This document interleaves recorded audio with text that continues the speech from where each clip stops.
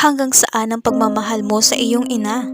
Masasabi mo bang maaalagaan mo siya pagdating sa puntong tumanda siya? Ang nag-iisang tao sa buhay mo na hinding-hindi mapapagod na intindihin, alagaan at mahalin ka. Lahat kinakaya kahit nahihirapan na. Ganyan magmahal at magsakripisyo ang isang ina. Matutunghayan natin ngayon, kaibigan, ang kwento ng dalawang anak na tinalikuran ang kanilang ina.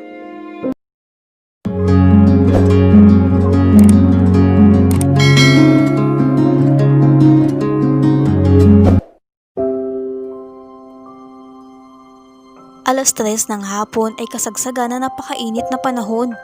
Tagaktak ang pawis ni Nanay Anita ng mga oras na iyon. Siya ay nagtitinda ng mga gulay sa palengke na mahigit 30 taon na nitong ginagawa. Ito ang naging daan upang mapagtapos niya ng kolehiyo ang dalawang anak nito, na ngayon ay may kanya-kanya na silang trabaho. Ang panganay nitong anak na si Mark ay isang ganap ng engineer. Ang bunsong anak naman nitong si Karina ay nagtatrabaho bilang teller sa isang kilalang bangko sa kanilang lugar. Hindi biro ang sakripisyo ni Nanay Anita upang mapagtapos nito ang kanyang mga anak. Gayunpaman, sa kabila ng may magandang trabaho na ang mga anak nito, ay patuloy pa rin sa pagtitinda ng mga gulay si Nanay Anita. Maagang nabiyuda si Nanay Anita dahil nagkasakit ang asawa nito sa puso, na dahilan upang mag-isa niyang itaguyod ang dalawa nitong anak. Kahit tindera lamang ito sa palengke, ay ipinagmamalaki nito iyon dahil yun ang nakapagbigay susi upang matupad ng mga anak nito ang mga pangarap nila.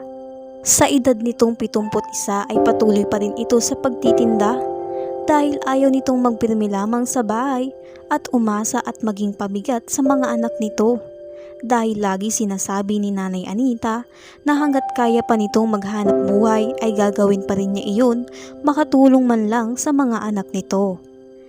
May katarata sa kanang bahagi ng kanyang mata si Nanay Anita, kung kaya't minsan ay nasosobrahan at nakukulangan ang naibibigay nitong sukli sa mga mamimili. Mayroong mabuting tao pa rin na ibinabalik iyon sa matanda. Mayroon ding namang sinasamantala si Nanay Anita. Alas 2 ng hapon araw ng linggo ay maagang nagligpit ng paninda si Nanay Anita upang makadalo ito sa misa at maagang makauwi sa kanila. Dahil sumasakay lamang ito sa jeep at mababakas na hirap itong sumakay dahil sa katandaan nito.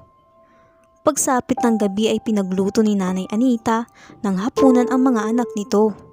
Dahil tuwing linggo ay wala itong mga trabaho at nagpipirmi lamang sila sa kanilang tahanan.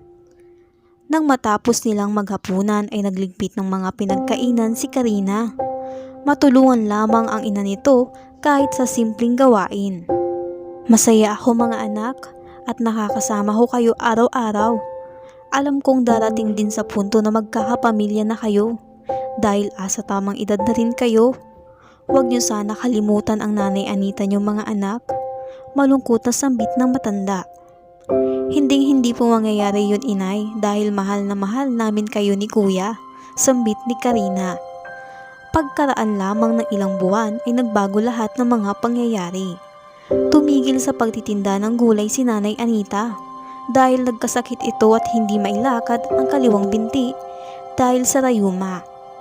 Naging mahirap iyon para sa matanda dahil araw-araw ay mag-isa lamang ito sa bahay.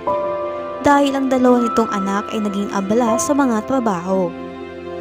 Tanging instant noodles at tinapay minsan ang nakakain nito dahil hirap itong tumayo ng matagal upang magluto ng pagkain nito.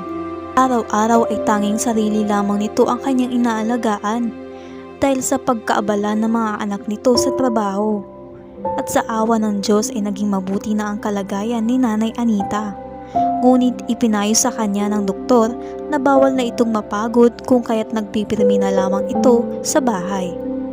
Kinaumagahan ay nagpunta ang kasintahan ng anak niyang si Mark sa kanilang bahay upang ipaalam ng dalawa ang isang magandang balita. Nay, alam niyo naman na matagal na namin hinihintay ang pagkakataon na ito at mahal namin ang isa't isa, sambit ni Mark sa ina.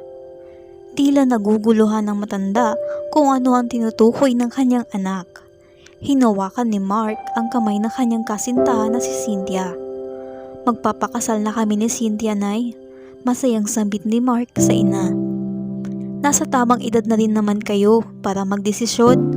Masaya ako para sa inyong dalawa, anak, ngiting sambit ni Nanay Anita. 2 buwan lamang ang naging preparasyon ng kasal ni Mark at Cynthia at ikinasal sila sa simbahan sa kanilang bayan. Bumukod ng tirahan ng mag-asawa upang makapagsimula ng isang pamilya na labis na ikinalungkot ng matanda.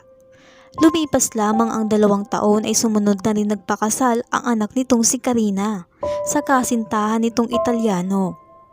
Nasabi nila sa matanda na maninirahan na sila sa ibang bansa dahil yun ang pasya ng asawa ni Karina.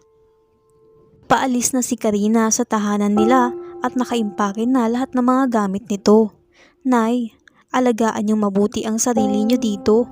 Magpapadala na lamang ako kay Kuya Mark ng pera at siya na mismo bibili ng mga kailangan mo nang hindi ka na mapagod pa. Sambit ni Karina sa ina. Mag-isa ko na dito, anak. Nagsipag-asawa na kayo ng kuya mo. Mag-iingat ka palagi doon, ha? At dalasan mo ang pagtawag sa akin nang hindi naman ako malungkot dito.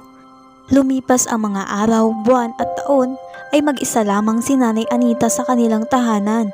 Naging madalas ang pagtawag at pagpapadala ng pera ni Karina sa ina at pagdalaw ng panganay na anak niyang si Mark.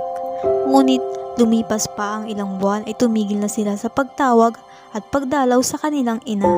Nabalitaan rin nito na nalulung sa sugal ang anak nitong si Mark at ang ipinapadalang pera ni Karina para sa ina ay nawawaldas nito sa bisyo nito. Ilang buwan na walang Mark o Karina ang nagpaparamdam sa kanilang ina. Mabuti at tanging ang mga mabait na kapitbahay nito ang nagbibigay sa kanya ng pagkain. Dahil sa patuloy na walang pagpaparamdam sa kanya ng kanyang mga anak, ay gabi-gabi itong umiiyak na kung bakit kinalimutan na siya ng mga ito. Napagpasyahan ni Nanay Anita na lumisan na lamang sa tahanan na iyon dahil wala nang susuporta sa kanya at nahihiya na ito sa pagbibigay ng pagkain ng mga kapitbahay nito. Sa kabila ng ipinakita at ipinaramdam na pagmamahal sa mga anak, ay nagawa nilang pabayaan at kalimutan ang kanilang ina. Nakapag-impake na si Nanay Anita at muli, bago niya lisanin ang bahay na iyon, ay sinulyapan muna niya ito mula sa labas. Ang bahay na noon ay puno ng saya at halakhak, ngayon ay nababalot ng kalungkutan at katahimikan na lamang. Nagtungo si Nanay Anita sa gusali kung saan may tatanggap at mag-aalaga sa kanya roon. Ang center kung saan ang mga matatanda na iniwan na ng pamilya at wala ng pamilya na mag-aalaga ay nagtutungo doon. Mabigat ang mga paa ni Nanay Anita habang pumapasok sa center na iyon dahil hindi nito aakalain na sa pagtanda pala nito ay dito na siya mapupunta at hindi sa piling ng mga anak nito. Masakit man para sa matanda ngunit wala itong magagawa at iyon lang ang alam niyang makakatulong sa kanya. Ano kaya ang susunod na pangyayari sa buhay ni Nanay Anita? Hahanapin pa kaya siya ng mga anak nito o tuluyan na nilang kakalimutan ang kanilang ina? Abangan natin ng part 2, kaibigan, kung saan matutunghayan natin na magpapaiyak at magpapakirot ng kaibuturan na inyong puso mula sa mapagmahal na ina at sa mga anak na iniwan siya.